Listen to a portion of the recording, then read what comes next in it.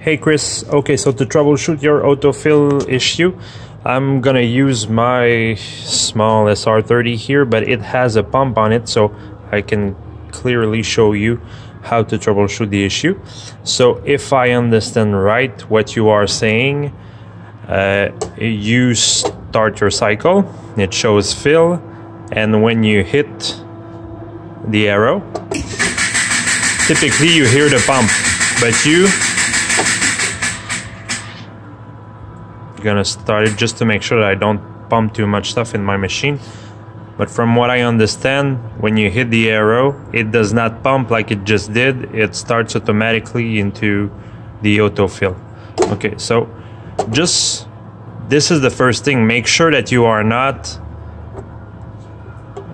starting the cycle, and then if you press the start cycle again, what you ask for the machine is just to bypass the fill action, so it's gonna start right away, and there is nothing wrong in the wiring or in the float. If I do that, it's a manual bypass.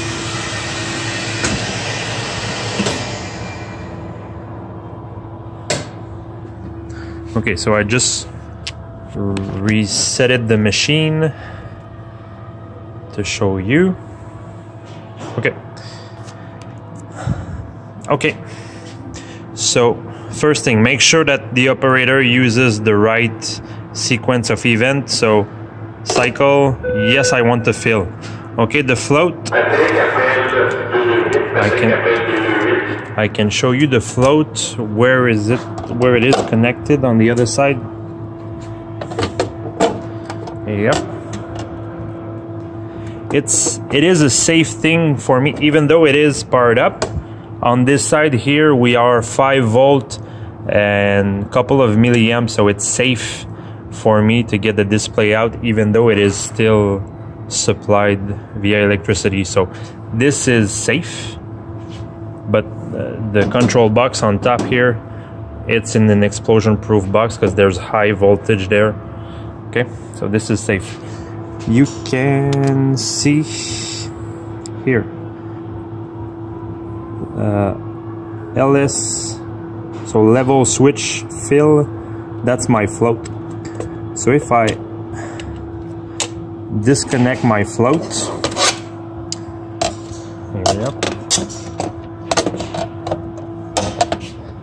if I disconnect the float, start, I see fill, and then if I hit the arrow, it starts automatically the cycle because it's a fail-safe system. I don't want to fill if my float does not work, because otherwise I can just fill. Yep, I can fill endlessly and then make a big mess on the ground. So it's a fail-safe. If it's disconnected, well, it's not gonna fill. What you can do to see if it's an output problem with the controller or if it's a float situation, you can take like a jumper, and if you jump the contact in between those two pins, it's gonna be a closed circuit. So the float, the controller will think that the float is not yet activated, so it is supposed to fill. So you can try that. Try if you disconnect it, if it starts automatically the process, and if you jump those two pins, if it does start the filling action and open the solenoid